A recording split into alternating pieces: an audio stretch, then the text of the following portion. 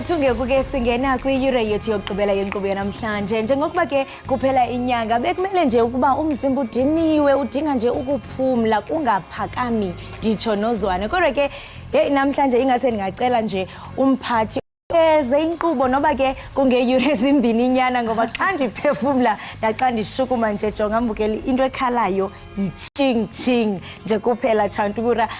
Andithi ndikuthini ke kodwa ke usana olungakhali lufele embelekweni. Ngisho njalo ke sa. Mangazi ke mhlawumbe uthi umphathi ini njani. Hayi bayakuzwa. Mbukeli sesingene ehoreni ke lokugcina ncilo ohlelo lethu ekhaya jikelele. Ingane abayibabaze ukukhula ngesivinini ngoba phela ivele yamilisa nje esithubeni. Bathe besabamba amakhanda yagaqa ngamadolo. Bathe besathi hayibo yagaqa ngamadolo yasukuma yagijima kuseyimi ke unoxolwa kwamwalihla abanganele imhlophe qwa. Ake sibheke ihamba phambili ehoreni lethu lokugcina.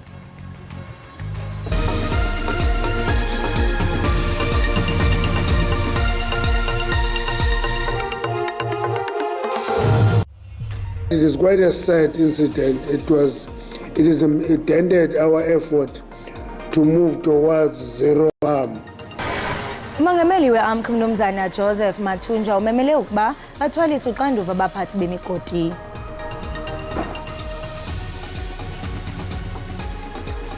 Zikhatyiwe inkokheli ye-IFP zityholo zokuba ubuso benkokheli yombutho ekhothamileyo umntwana uMangosuthu Buthelezi buza kuba kwiphepha lokuvota.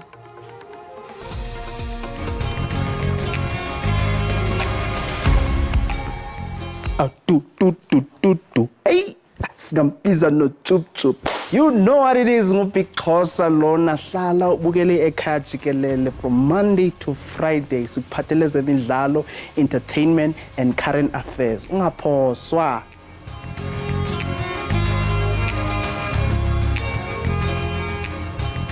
Kenene mbukeli ungaphoswa kanti ke umongameli we-AMCU Mnumzana Joseph Mathunja uthi mabathwaliswe uxanduva babekwa amatyala okubulala abaphathi bemigodi ngenxa yezehlo ezithe gqolo esuba imiphefumlo yabantu kweli candelo. Oku emva kokuba kubhubha abasebenzi mgodini abali-11 kumgodi we-Impala kulandela ingozi eyehle eMathunji nomgodi. Inzolo enganyamezelekiyo kulandela isithwakumbe sengozi emgodini esube imiphefumulo eli-11 konzakala abasebenzi abangaphaya kwama-70. Siphatheka kahle because abafo bethu balimela abanye basezibhedlela abanye basoleki. Andinothi sisafe singenothi asikho safe because ayo nto yenzeka ilanga nelanga leyo but isethusile nathi. Zange sivele into yenzeka lapha eImpala into eqala ukwenzeka le nto yilena isingasiphatha ngayo kuba uqhawuke intambo yekhichi. Ngokutsho kweziphathimandla zomgodi iImpala Platinum, iphulo lohlangulo lithathe iyure eziqabeleyo eshumini. Our rescue operation started 6 o'clock last night and by 7 o'clock this morning we were able to clear all employees impacted out of the underground workings. Umphathiswa wezimbiwa namandla umnumzana Kwedemantashe uthi esisehlo sishiye ichaphaza elibi kumatiletile ukuthibaza ubhubhane kwimigodi. It is quite a sad incident. It ended our effort to move towards zero harm in the industry. You remember that in 2022 we reduced the number of fatalities to 49. That was the lowest number. Nakubeni kunjalo imanyano iAMCU ayifuni nokuva oku imemelela kuthwaliswe uxanduva abalawuli belicandelo. AMCU has been calling for the amendment of Mine Health and Safety Act. For these company bosses be really accountable, especially to be charged with culpable homicide. Because some of these accidents are repeatable accidents. Kanti ke ngokwe-Impala Platinum, i-75 eyonzakeleyo ileqiswe esibhedlele logama abasebenzi abali-10 bekwimeko emandundu. Iphoyisa lesimame laseLimpopo lithi iNingizimu Afrika izoyinqoba kuphela impi yodlame olubhekiswe kwabesifazane uma amaphoyisa asebenza ukubambisana nomphakathi kanye nezisulu zodlame lwe-gender-based violence. Lokho ke kusho usayitshena uGlenn amathebula usanda qonyeliswa njengomseshi ohamba phambili eLimpopo lokulandela ukuthi ephenye ngempumelelo amacala ehlukene afaka phakathi udlame olubhekiswe kwabesifazane ukudlwengula kanye nawukubulawa kwabesifazane. Usayitshena amathebula ujutshwe ophikweni olubhekele udlame lwemndeni ukuvikela kwezingane kanye nokunukubeza ngokocansi. Kanti ke uGlenn usechithe iminyaka e19 esebenza njengephoyisa. There's a lot of challenges that we encounter. Sometimes you'll find that the victims, they are not open up, they don't want to talk. Like when we are with a victim who's an elderly person, I don't know, they feel ashamed to talk to us. We have women who compromise the health of their children in order to save their marriages.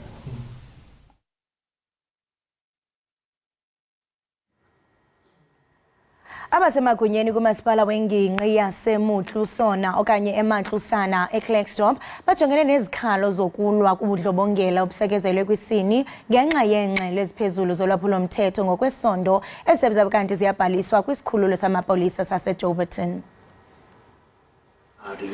Usapho lakwaMukwena lufuna ubulungisa kwintombi yalo uMutla Lipule kunye nonyana wabo uBaliseng Mukhoma ekutyholwa ukuba bahlatywe batshiswa etyotyombeni. Sebethelekile kwa-Israel abantu abayishumi bebethunjwe iqembu lamavikela mbuso eHamas kanye nelinye iqembu lasePalestine. Ngakolunye uhlangothi elakwa-Israel lona likhulule iziboshwa zasePalestine ezingama-30. Izakhamuzi zasePalestine zikuthakasela ukwamukela laba beboshwe kwa-Israel ngesikhathi bededelwe izolo ebusuku okholele ekutheni lezi ziboshwa zidedelwe ukungenelela kwenhlangano ebizwa ngokuthi i-International Red Cross. Lokwenzeka nje impi phakathi kweHamas neIsrael ibisathule njengoba kubeke khona ukuvumelana ukuthi kubekwe phansi izikhalo kwesikhashana ngenhloso yokuthola isisombululo. Ukubeka izikhali phansi bese kuphelelwe isikhathi kephake ngomsombuluko zombili inhlangothi zivumelene ukuthi izoqhubeka ukubeka phansi izikhali kulempi esidonse isikhathi eside. Isixeko saseGauteng siceba ukubhena ngokuchithwa kwesibheno saso kwinkundla ephakamileyo malunga nokuchongwa kukaFloyd Brink njengomanenjala wesixeko. uBrink wonyulwa libhunga laseGauteng kweyomdumba nangona engaphumelelanga kwiimfuno zovavanyo. Umbutho ADA yafaka isicelo enkundleni ngoCanzibe iphikisa ngelithi uBrink akakhange ahlangabezane nemigaqo yomsebenzi.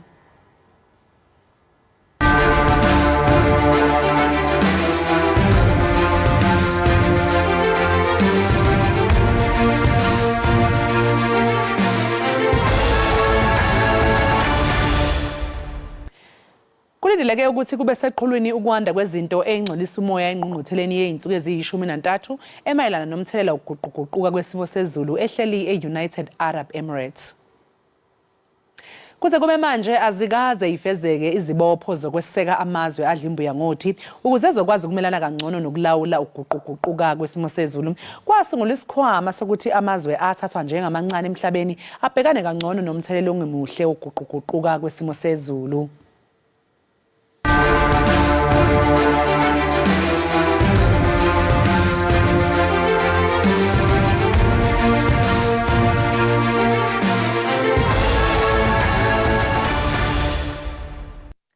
Umndeni waseswalala eMpumalanga ufuna ukuba kukhululwe isidumbu sikamama walomndeni owaphangalala ngesikhathi kuqubuka umlilo emzini wakhe ngoNtulikazi nonyaka.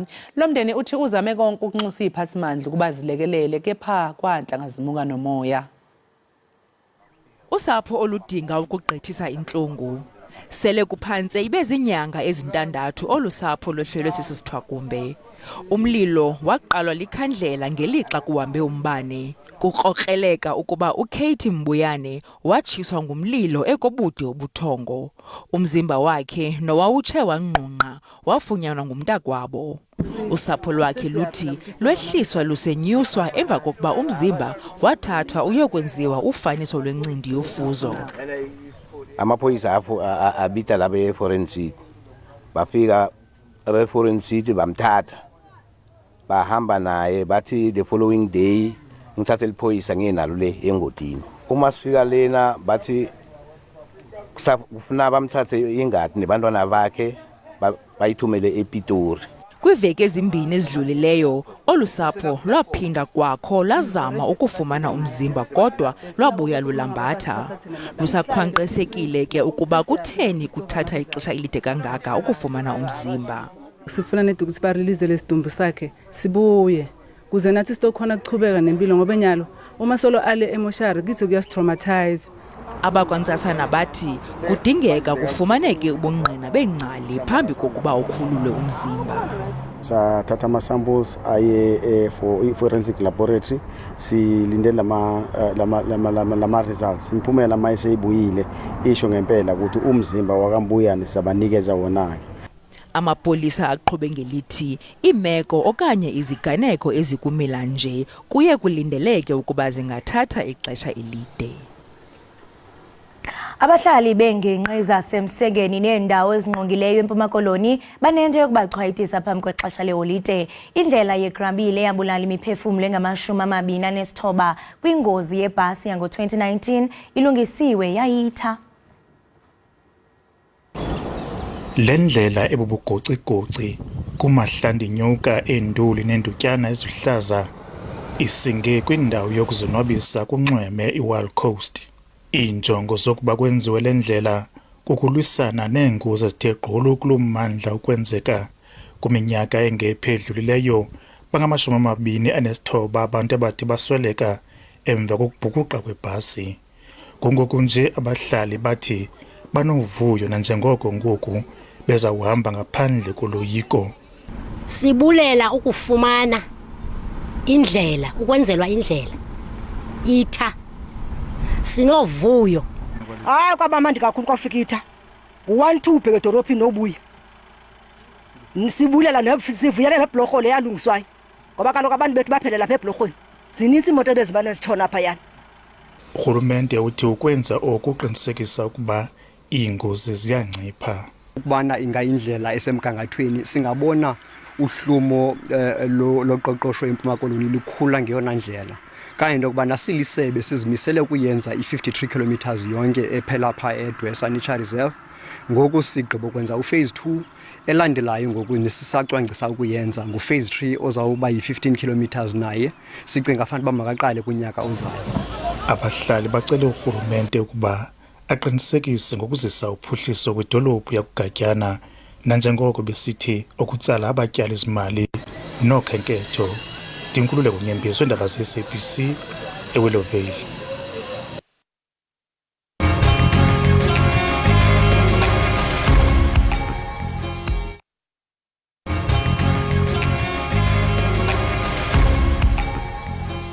Siphinde sikwamukele ke mbukeli lapha ekhaya Jikelele ku-channel lihaye kanjalo naku-SABC Plus.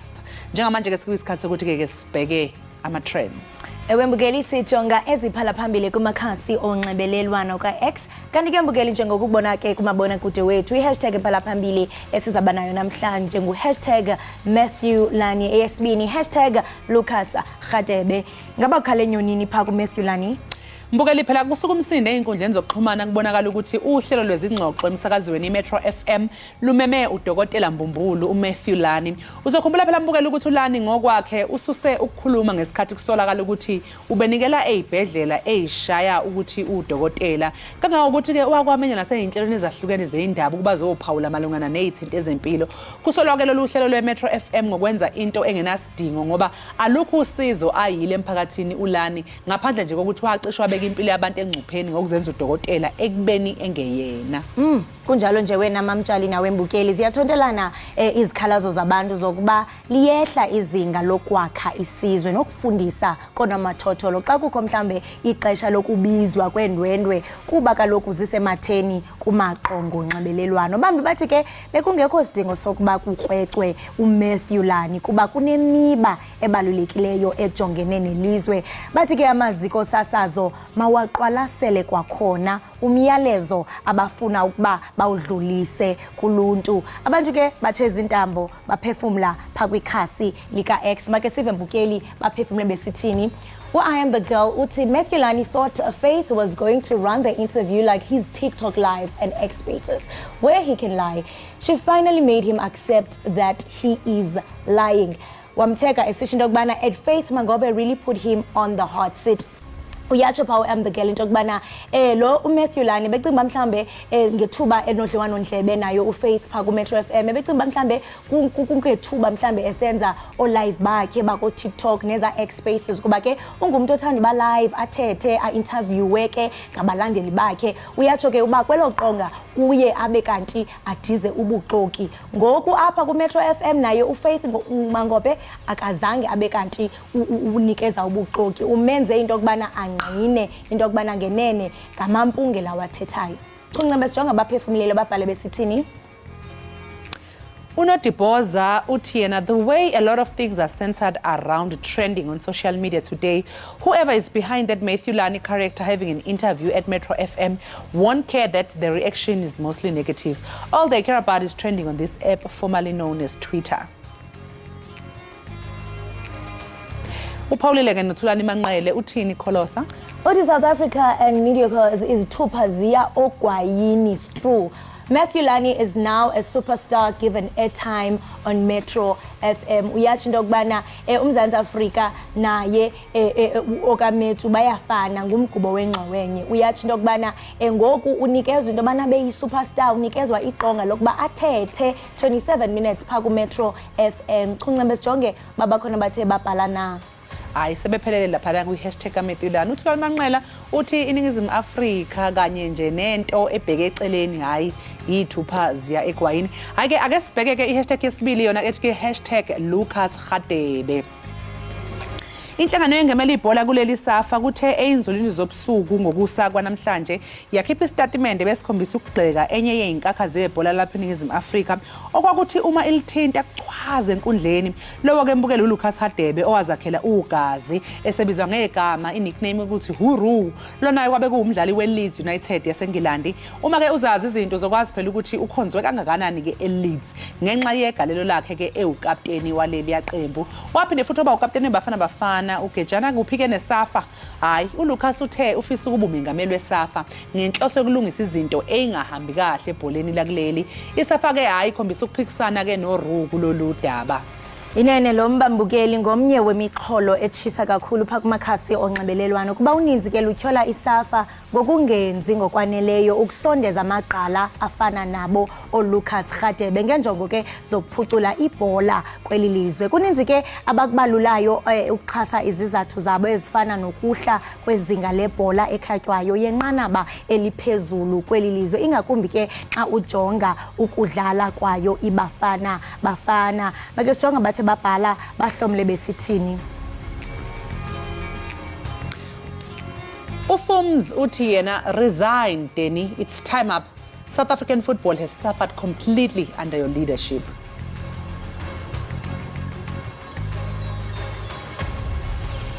Unodiboza futhi unango futhi uyabuya yabona bephawulile nangale odabeni lika Matthew uyaphawula nalapha uthini Kholos Uthi you lost me at and must pass the integrity test if that were really the case the whole organization wouldn't even exist Chunqembe sijonga bathe baphefumula babhale besithini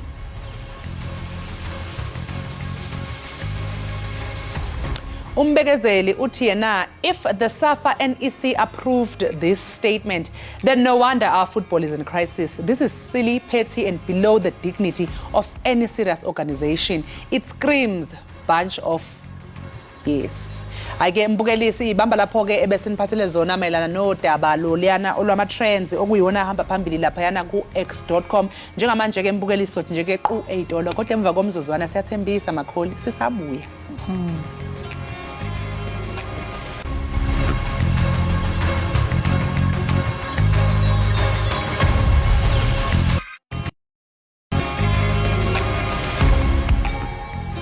Siphinde sikwamukele mbukeli wekhaya Jikelele bangabe usanda kungena hayibo uphuma phi sekusela kancane sihambe kodwa ke hayi wenze kahle waba nathi ngoba kukhona okuncane esakuphathele khona sekusele kulonyaka ke mbukeli kugujwa iminyaka ngamashumi 25 umkhankaso weinsuku eziyishumi-6 ukulwa nodlame olubhekiswe kwabesifazane nezingane phecelezi ke i16 days of no violence against women and children yethulwa ke isiqubulo salonyaka sithi ukusheshisa inyathelo zokuqeda udlame olusekelwe ngokobulili nokubulawa kwabesifazane masibumba emihlanu ukuze siphonsele inselele futhi silwe nokuhlukunyezwa kwabesifazane nabantwana sibe siqugquzela umphakathi olinganayo ngobulili. Intatheli yethu ke uThami Manganya usiqoqelele lo mbiko.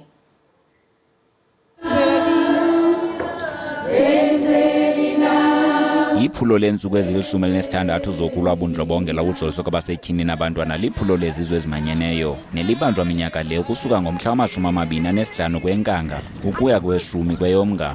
Ezinye iintsuku ezibalulekileyo zesikhumbuzo eziqwalaselwa minyaka le ngeli xesha ziquka usuku lwehlabathi lukagawulayo ngomhla wokuqala kuDisemba kunye nosuku lwehlabathi lwabantu abaphila nokukhubazeka ngomhla wesi-3 kwakuDisemba. Lo nyaka sisikhumbuzo seminyaka engama-25 ukususela oko uMzantsi Afrika waqalisa iphulo leentsuku ezili-16 zokulwa ubundlobongela obujoliswe kwabasetyhini nabantwana. Eli phulo ligxile ekwaziseni abantu ngefuthe elibi lobundlobongela obusekele kwisini kwabasetyhini nasebantwaneni. Iphulo lalo nyaka liphehlelwe ngomhla wama-25 kule nyanga kwiphondo laseMpumalanga phantsi komxholo othi ukukhawuleziswa kwezenzo nokupheliswa komdlobongela obusekele kwisini nokubulawa kwabasetyhini. Lo mxholo uthetha ngokubaluleka kokuqinisekisa ukuba uluntu luneendlela ezininzi zokulwa i-GBVF. Xa sijonga kwindima ekumele uyidlale ekuhlaleni singakhankanya ezi zinto zilandelayo.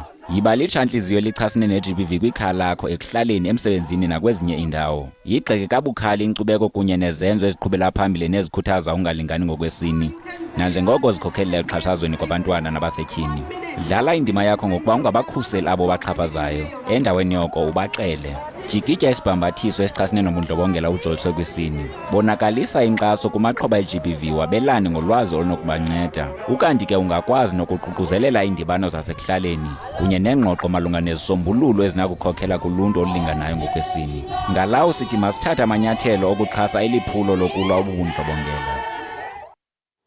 Sibonge kakhulu kuThami Manganya ngalowo mbiko mbukeli. Kanti ke ukuzwa kabanzi ngalolu daba njengamanje ke sesixhumana noBafana Khumalo wesisonke Gender Justice.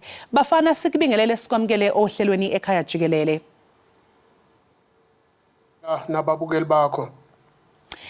Ingabe isisonke Gender Justice igcizelela kanjani inhloso ze-16 days? Usonke Gender Justice nezinhlangano ezizimele sinoluhlwa lezinto esizenzayo ngalesikhathi ukugqugquzela ukuhlanganisa ekakhulukazi abantu besilisa nabafana ukuthi sikhulume ngalolu dlumbedlu olusibhekile ukuhlukunyezwa kwabantu besifazane ukudlwengulwa nokuphathwa kabuhlungu kwezingane zabafana esikhathini esiningi bayithole sebenukubezwa ngokwecansi. Ngakho ke siyayigqugquzela kakhulu ukuthi sibhukule siwumphakathi ngoba siyazi ukuthi sinolo hlelo olusayindwe upresident wethu osoluyipolicy manje yalapha eMzansi elibizwa ngokuthi i-National Strategic Plan on Gender Based Violence okuwuluhlu oluwumhlahlandlela ukuthi yini ekufanele siyenze singabantu baseMzansi Afrika ukuze sigweme lezi zimo ezisihluku empilweni zabantu besifazane. Ngakho ke sigcizelela kakhulu ngalesi sikhathi uhlaka lwesibili kulo mkhulu the second strategic objective ekhuluma ngeprevention okuwukuthi sifuna ukuthi sivimbe ukuba lezi zehlakalo zenzeke nje ekuqaleni ngoba akusiza ukuthi sikhulume uma sekwenzakele mhlawumbe umuntu wesifazane usedlwenguliwe mhlawumbe usebulewe noma mhlawumbe useshayiwe. Ngakho sizama ukuthi yini inhlelo esingazenza ezikoleni sizenze nabantu besilisa emisebenzini sizenze emphakathini sisebenza nabaholi bendabuko nabaholi bamabandla ukuthi kube nomlayezo oqondile wokuthi njengabantu besilisa kufanele siyiphathe kanjani ukuze sikwazi ukuthi sihloniphe wonke umuntu esiphila naye emphakathini esiphila kuwona. Iyiphi ke indima Bafana edlalwa usuku lomhlaba lwamalungelo abantu phecelezi ke i-International Human Rights Day ekutheni ikhuthaze injongo zalomkhankaso weinsuku eziyi-16? Lo hlelo luka 16 days siyazi ukuthi umhlelo lomhlaba wonke global campaign liqala ngomhla ka-25 luze luphele ngomhla ka-10 kaDisemba okuwusuku oluqokwe inhlangano yeinhlaka zonke emhlabeni United Nations ukuthi kube usuku olubhekelela izidingo namalungelo wawo wonke umuntu, Human Rights Day.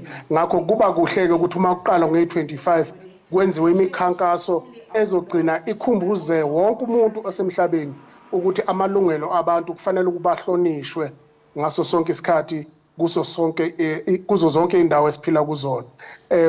Kuyinto enhle-ke ukuthi sihlale sikhumbuzana minyaka neminyaka ukuthi kufanele ukuthi sonke siphathane ngendlela yokuhloniphana, ngendlela yokuthi sibhekelelane, ngendlela yokuthi sinakelelane singabantu, ngoba yiloko esiyikona.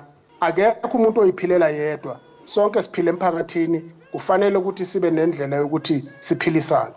Yiziphi-ke iy'nguquko eseyibe khona kulo mkhankaso sengisho nje kule minyaka engama-25 edlule, ikakhulukazi-ke lapha eNingizimu Afrika? Lapha eNingizimu Afrika singasho ukuthi sekukhona esikubonayo okuyisisa phambili, kodwa kusesenomsebenzi omningi ekufanele ukuthi wenziwe. Lo hlelo engikhuluma ngalo lwe-strategic plan kube yinto enhle kakhulu ukuthi manje sesinohlelo olubandakanya wonke umuntu, all stakeholders, uhulumeni, abamabhizinisi, iy'nhlangano ezizimele, ukuthi sibone ukuthi yini esikwenzayo sikwazi ukuthi sidonse ngandlelanye, sikwazi ukuthi sigwemele isimo esibhekene naso.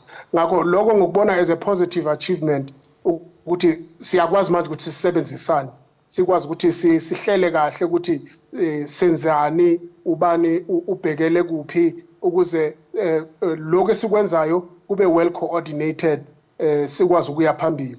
Kodwa kusesenokuningi okusele ngaphandle, kuseseney'nhlelo ey'ningi efanele sizenze ngendlela mhlawumbe laba abaphethe umthetho, ingaba abashushisi, ingaba amaphoyisa, ingaba ojaji abahlala ey'nkantolo, ukuthi uma bebheka lezi zimo uma zifika kubona bazibheke ngeso elibukhali, ukuze sikwazi ukuthi sithumele umlayezo emphakathini wokuthi labo ebenza lezi zinto bazobhekana nomthetho ukuze bakwazi ukuthi babe accountable ngalezi zenzo zabo. Ngakho-ke kuningi safanele sikwenze lapho, ngoba siyabona izimo zodlame nodlambedlu nokudlwengulo kwabantu besifazane akudambi eSouth Africa. Uzokhumbula ukuthi uminister wamaphoyisa usinikeze uhlelo lwama-statistics kule nyangana ezidlulile, lusabonisa ukuthi amanani asesephezulu kakhulu. Ngakho umsebenzi usemningi kufanele siwenze la eMzantsi Afrika. Bafana ngiyazi-ke njengoba usho nawe ukuthi ena muningi umsebenzi okusamele wenziwe, kodwa ngiyasho ukuthi zikhona mhlawumpe iy'bonelo ongasixoxela ngazo ey'bonisa impumelelo yalo mkhankaso esezibe negalelo ekwakheni ukulingana ngokobulili. Yebo zikhona, singasho ukuthi uma ubheka ama-policies akhona la eMzansi agqugquzela ukuthi abantu besilisa nabantu besifazane balingane, kuningi singakubala. Sekunama-CEO akhona abantu besifazane, abantu besifazane abahlala ey'nkampanini emahlelweni aphezulu, okubonisa ukuthi nabo bavumelekile manje ukuthi bangaba abaholi emphakathini. Siyabona nasey'ndaweni zendabuko sekukhona abaholi ababantu besifazane, ekuyinto engayijwayelekanga esikhathini esiphuma kusona, okusho ukuthi kukhona lapho siya khona siphokophele khona ukuthi singaze sifike lapho silingana sonke ngobulili, sikwazi ukuthi sihloniphane. Uma ubheka amaholo kuseseney'nkinga lapho abantu besifazane bangaholi ngokulingana noma benza imisebenzi efanayo, kodwa eminye imikhakha iyazama ukuba ilivale legebe ukuze kukwazi ukuthi uma ngabe usebenza kungabhekwa kubulili bakho, kubhekwe ukuthi yini okulethayo okuyisela umphakathi phambili, ngakho-ke uholelwe ngendlela ekufanele. Uma ubheka ey'koleni inani labantu besifazane abafunda manje baze bafike ku-matric for instance likhuphuke kakhulu kuneminyaka edlulile. Uma ubheka ema-universities sesinabantu besifazane abaningi abafundayo emkhakheni futhi ebebavalelwe kuyona esikhathini esidlulile, ukufundela ubudokotela, ukufundela ukuba ummeli, ukufundela ukuba mhlawumbe ama-chartered accountants. Inani liyakhuphuka ngaso sonke isikhathi. Imbonelo esiyibonayo, imiphumela esiyibonayo emanyuvesi ikakhulukazi, abantu besifazane sebedlula abantu besilisa ngendlela yama-qualifications. Lokho kuyisibonelo esihle ukuthi kukhona esikwenzayo okusebenzayo okuletha impumelelo kuyise phambili. Siyazi ukuthi uma ngabe ufundisa umuntu wesifazane lokho kuletha inqubeko enkulu emphakathini ngoba abantu besifazane abayibhekeli bona kuphela, babhekela umphakathi, babhekele ukukhulisa abantu abaseza ngemva kwabo. Ngakho lokho abakugalelayo ekuthuthukiseni umphakathi kuba nemiphumela emihle. Ngakho uma siqhubeka ngalendlela kuzoba noshintsho olubonakalayo olubambekayo uma sikhuluma nge-development ezweni lakithi. And siyathanda futhi siyafisa nathi ukuthi silibone lolo shintsho. Ngiyazi ke bafana ukuthi ke akhona amasiko asacindezela abantu besifazane. Ungawagxeka futhi ke noma abantu bangabagxeka futhi bawaphosela inselelo kanjani lawo masiko asakhuthaza ukungalingani ngokobulili emphakathini yabo. Ngithanda ukubeka lokhu ngeso eli positive ukuthi abaholi bendabuko abaningi esisebenza nabo baneso elibukhali lokubonela phambili ukuthi kuningi endleleni yamasiko wethu ekufanele sikushintshe kodwa sikushintshe ukuthi kusise phambili. Ngakho ke they are not opposed ukuthi kufanele sivule amathuba ukuba avuleleke wonke umuntu. Njengoba sengiphawulile for instance ukuthi esikhathini esidlulile ubungezwa kuthiwa kunomuntu wesifazane owumholi wendabuko, kodwa namhlanje siyababona bakhona. Ngani? Ngoba kunabaholi abakwazi ukuthi bakwamukele lokhu ukuthi sifanele isimo ukuthi sishintshe ukuze sikwazi ukuthi nasempilweni zethu emakhaya kube khona ushintsho olubonakalayo olubambekayo olukwazi ukuthi wonke umuntu ophila ngaphansi kwesimo azi naye ukuthi kukhona angakwenza ukuletha inguquko ezimpilweni zabantu. Ngakho lokho akubekelwanga abantu besilisa kuphela, wonke umuntu unesipho umdali amnike sona. Uma sibhekelela ngaleyo ndlela sizokwazi ukuthi sikhule siwumphakathi ngoba manje siletha konke lokho esinako okuyizipho zobuholi okunganikelwa kuphela kwabantu ngenxa yobulili. Ngakho kuyasiza ukuthi nathi sikwazi manje ukukhompyutha nabanye emhlabeni ngoba siletha igxathu elibonakalayo labantu abanemkhono okungabalulanga ukuthi ubulili babo buyini. Kusisiza kakhulu ngoba siyakwazi ukuthi sibone impumelelo esisaphambili. Ngokubona kwakho iziphi ke inyathelo nje ezibalulekile sengisho ngokwenqubomgomo ezinganqanda udlame olusekelwe kubulili emsebenzini kanye nasemphakathini? Kuningi esikwenzayo futhi nabamabhizinisi ngoba baye basibize ukuthi sibhekelele indlela abaqhuba ngazo emisebenzini. Udlame unfortunately alukho kuphela emakhaya, lukhona nasemsebenzini lapha abantu abesebenza khona. Kukhona lokho kubizwa nge-sexual harassment, ukuphathwa ngendlela eyisihluku kwabantu besifazane ukuthi uma ngabe ufuna mhlawumbe i-promotion kube khona umuntu ozofuna ukuthi wenze ukuthile ukuze ukwazi ukuthola i-promotion. Oyikwazi ofanele ngabe uyayithola ngenxa yemsebenzi yakho. Ngenxa yemsebenzi yakho bafana and futhi iqinisa impela elingeliphiko lelo likhulumayo. Yes, yeah. Uma ungavumanga ukulala nami ngeke uyithola. Okuyintembi kakhulu ke leyo futhi esingayigqugquzeli thina kanjalo nje ke nasemphakathini. Bafana sibonga kakhulu ngesikhathi sakho, sixolise ukungena emlonyeni ngenxa yesikhathi. Sikufisele nje nosuku oluhle. Umbukelike lo besixoxa naye beku ubafana besoxisana naye mayilana neindaba ze-gender based violence njengoba kuyi-16 days of activism. Isikhathi sedliwe yintsha amakholisi esiyavalelisa kubabukeli. Kamnandi mawethu. Nisale kahle.